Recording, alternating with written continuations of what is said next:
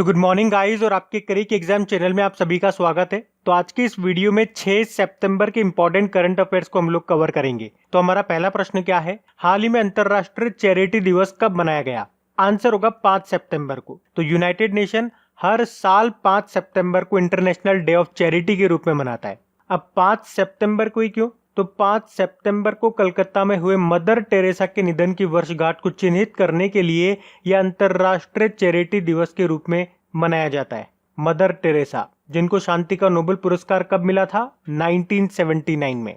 अच्छा, इसके अलावा 5 सितंबर को हमारे पूर्व राष्ट्रपति डॉक्टर सर्वपल्ली राधाकृष्णन के जन्मदिन पर राष्ट्रीय शिक्षक दिवस भी मनाया जाता है। डॉक्टर सर्वपल्ली राधाकृष्णन ये भारत के पहले उपराष्ट्रपति थे और दूसरे नंबर के राष्ट्रपति थे और महान शिक्षाविद थे ये, और इन्हीं के जन्मदिन को मनाया जाता है नेशनल टीचर्स डे के रूप में। इन्होंने 1917 में the philosophy of Rabindranath Tagore नाम की बुक भी लिखी थी, जो इनकी पहली बुक थी। ये भी पॉइंट आप याद रखना। अच्छा, नेशनल टीचर डे तो हमने मनाया 5 सितंबर को, और अगर डेली आप लोग हमारा करंट अफेयर्स का रिवीजन वाला वीडियो देखते होंगे तो इस पॉइंट के साथ एक पॉइंट और लिंक करके मैंने आपको याद कराया है, वर्ल्ड टीचर डे इसके जस्ट 1 महीने बाद मनाते हैं, 5 अक्टूबर को। अच्छा, कल का दिन हमारे लिए वैसे ही बहुत इंपॉर्टेंट था। आप लोगों की जीत हुई। आपके आरआरबी, एनटीपीसी और ग्रुप डी पे जो रोक लगी हुई थी, जो सरकार भूल गई थी उस एग्जाम को, अब जल्दी वो एग्जाम होने वाले हैं। और इस पे एक छोटा सा डेडिकेटेड मैंने ऑडियो भी बना दिया है। अगर वो आपने अभी तक नहीं सुना है तो सुन लीजिएगा, लिंक आपको नीचे डिस्क्रिप्शन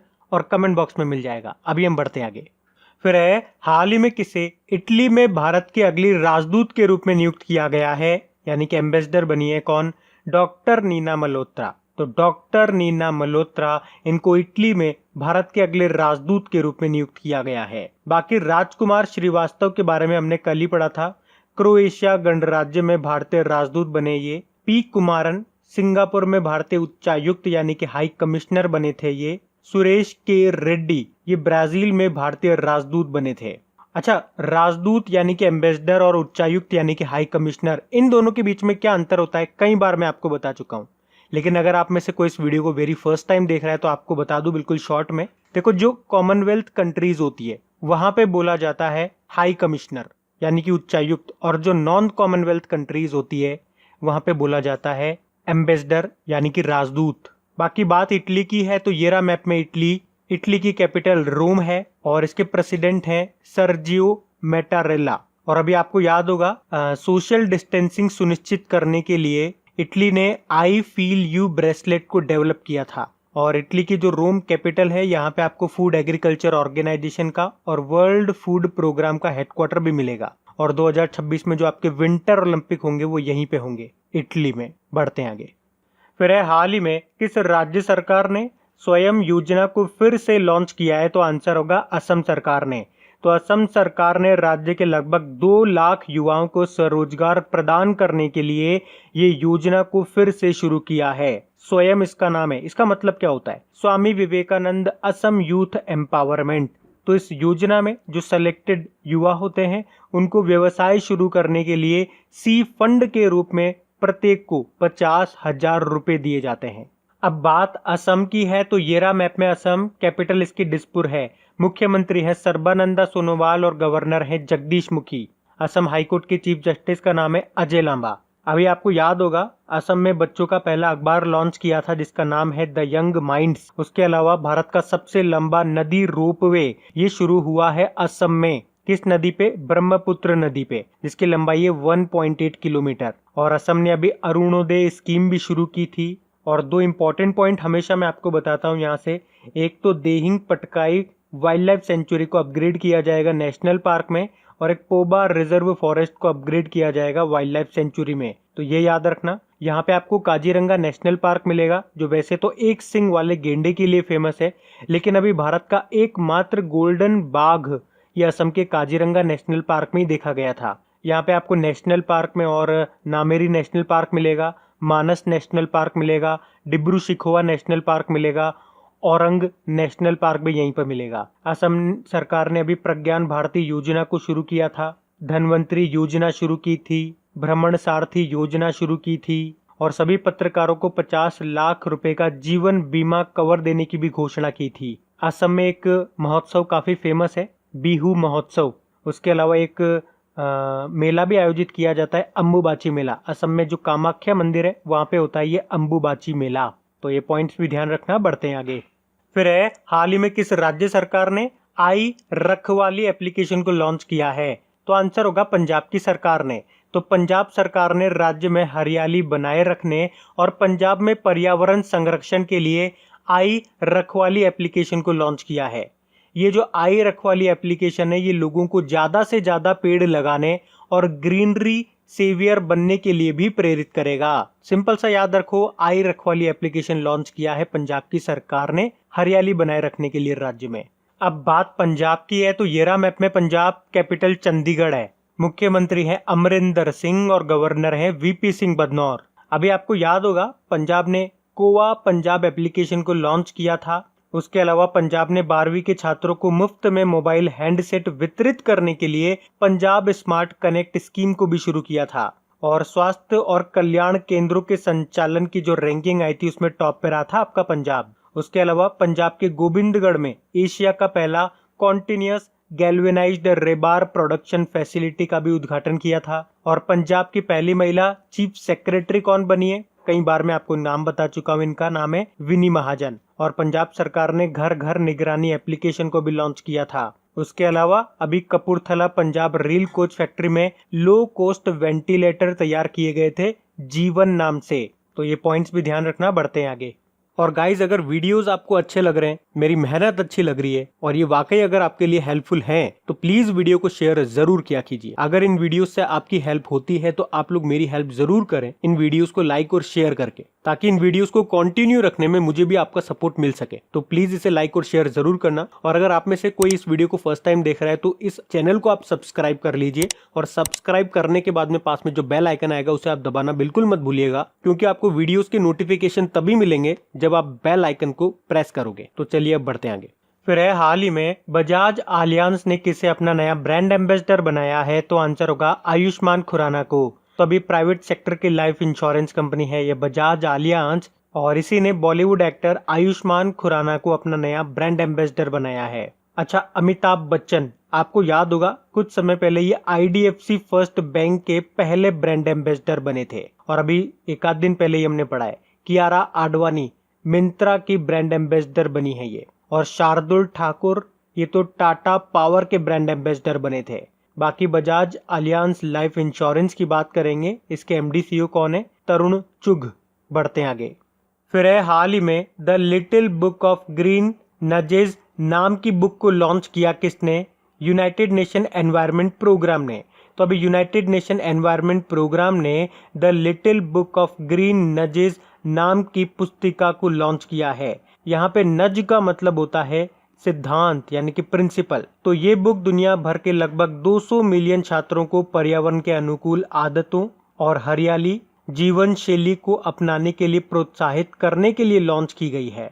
बाकी यूनाइटेड नेशन एनवायरनमेंट प्रोग्राम की बात कर लें तो स्थापना इसकी 1972 में हुई थी। इसके हेड हैं इंगर एंडरसन। अच्छा, इसका हेडक्वार्टर कहाँ पर है? नैरोबी केन्या में। तो ये भी आप याद रखना, इसका हेडक्वार्टर कई बार पूछा जाता है यूनाइटेड नेशन एनवायरनमेंट प्रोग्राम का, नैरोबी केन्या में है। बढ़ते हैं आगे। फिर अभी हाल ही में SBO top sports book brand के क्रिकेट एम्बेसडर कौन बन गए हैं? तो आंसर होगा ड्वेन ब्रावो। तो वेस्ट इंडीज क्रिकेट आइकॉन है ये ड्वेन ब्रावो, जो SBO top sports book brand के ब्रांड एम्बेसडर बनने वाले पहले क्रिकेटर हैं। तो इनका नाम आपको याद रखना है। बाकी रोहित शर्मा, ये आपको याद होगा, एक तो क्रिक किंगडम के ब्रांड एम्बेसडर बने थे। एक नॉन बैंकिंग फाइनेंशियल कंपनी है IIFL, उसके भी ब्रांड एम्बेसडर बने थे ये। और अभी स्पोर्ट्स आईवेयर ब्रांड है ओकले, उसके भी ब्रांड एम्बेसडर बने थे ये। और अभी आप जानते ही हो राजीव गांधी खेल रत्न पुरस्कार मिला था 5 लोगों को, उसमें से ये भी एक है रोहित शर्मा। अच्छा, एक प्रश्न चलो आपके लिए, चलते चलते एक प्रश्न आपके लिए, देखते हैं आपको कितना याद है। अभी आपको पता है इनकी विजेता जो राशि है उसको बढ़ा दिया गया। तो मेरा प्रश्न आपसे ये है, पहले क्या होता था? राजीव गांधी खेल रत्न पुरस्कार आपको मिला तो पहले आपको इनाम में 7.5 लाख रुपए मिलते थे। अब आपको बताना है बड़ा करके कितना कर दिया गया उस अमाउंट को। देखते हैं आप में से किस किस को पता है। और यहाँ से प्रश्न बनेंगे आपके, भाई प्रश्न ये तो बनेंगे इसे किसको कौन सा अवार्ड मिला है, साथ में विजेता राशि जो चेंज हुई है ना, यहाँ से भी एक प्रश्न आएगा और इस पे तो मैंने डेडिकेटेड वीडियो भी बना रखा है। अगर आपने वो नहीं सुना है तो वो जरूर सुनिएगा, उसका लिंक आपको नीचे डिस्क्रिप्शन में मिल जाएगा। बाकी हरमनप्रीत कौर और सुरेश रैना की बात करेंगे, WTF स्पोर्ट्स के ब्रांड एम्बेसडर बने थे ये, और ब्रेट ली स्पोर्ट्स अड्डा के ब्रांड एम्बेसडर बने थे ये, तो ये भी ध्यान रखना। बढ़ते हैं आगे। फिर है फॉर्च्यून की 40 अंडर 40 प्रभावशाली लोगों की सूची में किस उद्योगपति के बच्चों को शामिल किया गया है? तो आंसर होगा मुकेश अंबानी। तो मुकेश अंबानी के जुड़वा बच्चे ईशा और आकाश अंबानी को फॉर्च्यून की 40 अंडर 40 प्रभावशाली लोगों की सूची में शामिल किया गया है। उन्हें रिलायंस के व्यवसाय में महत्वपूर्ण भूमिका निभाने के लिए इस लिस्ट में रखा गया है। ये जो आकाश अंबानी है ये 2014 में रिलायंस इंडस्ट्रीज लिमिटेड के बोर्ड में शामिल हुए थे और ईशा अंबानी इनके 1 साल बाद। बढ़ते हैं आगे। फिर है हाल ही में किस महारत्न कंपनी ने AIMA Chanakya national management games 2020 जीता है? तो आंसर होगा NTPC ने। तो अभी NTPC लिमिटेड की टीम ने all India management association Chanakya national management games 2020 जीता है। तो NTPC वेल्लूर तमिलनाडु की टीम ने देश के अलग अलग हिस्सों में स्थित 112 संगठनों की टीमों को हरा करके ये राष्ट्रीय चैंपियनशिप का खिताब हासिल किया है। NTPC की स्थापना 1975 में हुई थी, नई दिल्ली में इसका हेडक्वार्टर मिलेगा और वर्तमान में इसके अध्यक्ष हैं गुरदीप सिंह। NTPC मतलब होता है नेशनल थर्मल पावर कॉरपोरेशन। बढ़ते आगे। फिर है हाल ही में किस IIT ने N95 मास्क को कीटाणु रहित करने के लिए चक्र डी-कोव लॉन्च किया है? तो आंसर होगा IIT दिल्ली ने। तो अभी IIT दिल्ली के स्टार्टअप चक्र इनोवेशन ने N95 मास्क को कीटाणु रहित करने के लिए चक्र डी-कोव लॉन्च किया है। तो इसमें N95 मास्क के छेदों की सफाई के लिए ओजोन गैस का इस्तेमाल किया जाता है। ओजोन एक मजबूत ऑक्सीकरण एजेंट है जो प्रोटीन कोट के माध्यम से फैलकर वायरस को खत्म करती है। अच्छा, IIT दिल्ली से कुछ और पॉइंट में आपको रिवाइज करवाता हूं। अभी विश्व की सबसे सस्ती कोविड-19 डायग्नोस्टिक किट तैयार की थी IIT दिल्ली ने, जिसका नाम है कोरोश्योर। IIT दिल्ली ने ही कोपाल 19 एप्लीकेशन को भी लॉन्च किया था। उसके अलावा प्रकृति नाम से एक डैशबोर्ड भी तैयार किया था कोविड-19 के प्रसार की भविष्यवाणी करने के लिए, और N-सेफ नाम से रीयूजेबल मास्क भी तैयार किया था। बाकी IIT खड़गपुर से अभी आपको याद होगा, IIT खड़गपुर के शोधकर्ताओं को गांधीवादी युवा तकनीकी नवाचार पुरस्कार 2020 से सम्मानित किया गया था। क्यों मिला था? क्योंकि इन्होंने धूप में सुखाने के लिए छोड़े गए गीले कपड़ों से बिजली पैदा करने के लिए जो इन्होंने मैकेनिज्म तैयार किया था, उसी के लिए इनको गांधीवादी यंग टेक्नोलॉजी इनोवेशन अवार्ड मिला था। IIT मद्रास की बात करेंगे तो अभी इसने प्रोग्रामिंग और डेटा साइंस में दुनिया का पहला ऑनलाइन BSc डिग्री कोर्स शुरू किया। HRD मंत्रालय ने, वैसे तो अब इसका नाम शिक्षा मंत्रालय हो गया, लेकिन जब इसने नेशनल इंस्टीट्यूट रैंकिंग जारी की थी तो ओवरऑल कैटेगरी में टॉप पे था IIT मद्रास, और IIT मद्रास ने ही पोर्टेबल हॉस्पिटल यूनिट भी तैयार किया था जिसका नाम क्या रखा, मेडिकैब। और IIT कानपुर ने शुद्ध नाम से सैनिटाइजिंग डिवाइस बनाया है, और IIT कानपुर ने मोबाइल मास्टर जी नाम से भी एक टीचिंग सेटअप तैयार किया था। तो ये पॉइंट्स भी आप ध्यान रखें। बढ़ते हैं आगे। फिर है हाल ही में किसने इंग्लिश प्रो मोबाइल एप्लीकेशन को लॉन्च किया है? तो आंसर होगा रमेश पोखरियाल निशंक ने। तो हमारे एजुकेशन मिनिस्टर हैं ये रमेश पोखरियाल निशंक, जिनका निर्वाचन क्षेत्र है हरिद्वार, और अभी इन्होंने ही हैदराबाद के English and foreign language university के द्वारा बनाई गई एक मोबाइल एप्लीकेशन जिसका नाम है इंग्लिश प्रो, इसको लॉन्च किया है। तो इस एप्लीकेशन को यूनिवर्सिटी सोशल रेस्पॉन्सिबिलिटी के तहत विकसित किया गया है, जो कि देश के किसी भी विश्वविद्यालय द्वारा अपनी तरह की पहली पहल है, और इसका उद्देश्य है शिक्षार्थियों को भारतीय अंग्रेजी उच्चारण यानी कि प्रोनाउंसिएशन को भारतीय तरीके से विकसित करने में मदद करना। बाकी सोनू सूद, अभी लेटेस्ट इनसे क्या प्रश्न बनता है? हाँ, अभी इन्होंने प्रवासी रोजगार एप्लीकेशन को लॉन्च किया था। उसी तरह से अजिंक्य रहाणे, आपको याद होगा, इंग्लिश प्रोनाउंसिएशन सिखाने वाली एक एप्लीकेशन है एल्सा, उसके ब्रांड एम्बेसडर बने थे ये, तो ये भी याद रखना। बढ़ते हैं आगे। फिर है विल्मिंगटन, जिसे विश्व युद्ध द्वितीय यानी कि world war second heritage city के रूप में घोषित किया गया। ये किस देश में स्थित है? तो आंसर होगा अमेरिका में। तो अमेरिका ने नॉर्थ कैरोलिना में विल्मिंगटन को वर्ल्ड वॉर सेकेंड हेरिटेज के रूप में घोषित किया है। ये घोषणा अमेरिका के जो प्रेसिडेंट है डोनाल्ड ट्रंप, उन्होंने विश्व युद्ध के अंत की 75वीं वर्षगांठ पर की है। वर्ल्ड वॉर सेकेंड के समय विल्मिंगटन में जो north Carolina ship building company है, उसने 5 साल में 243 जहाजों का निर्माण किया था यूएसए के आपातकालीन जहाज निर्माण के समय। अब बात अमेरिका की है तो ये रहा मैप में अमेरिका। कैपिटल वॉशिंगटन डीसी है। वर्तमान में प्रेसिडेंट इसके डोनाल्ड ट्रंप हैं, जो कि 45वें नंबर के हैं। और डोनाल्ड ट्रंप की वाइफ का नाम है मेलानिया ट्रंप। और अभी आपको याद होगा इनके ऊपर एक बुक लिखी गई थी जिसका नाम है the art of her deal, the untold story of Melania Trump. किसने लिखी थी? मैरी जॉर्डन ने। उसके अलावा अमेरिका ने ओपन स्काईज ट्रीटी से अलग होने की घोषणा कर दी है। WHO से यह अलग हो ही गया है। और G7 आर्टिफिशियल इंटेलिजेंसी समूह में शामिल होगा अमेरिका। और अभी अमेरिका ने चंद्रमा का पहला डिजिटल एकीकृत भूवैज्ञानिक नक्शा यूनिफाइड जियोलॉजिकल मैप को भी लॉन्च किया था। अभी यूएसए क्रिकेट टीम के कोच बने थे जे अरुण कुमार।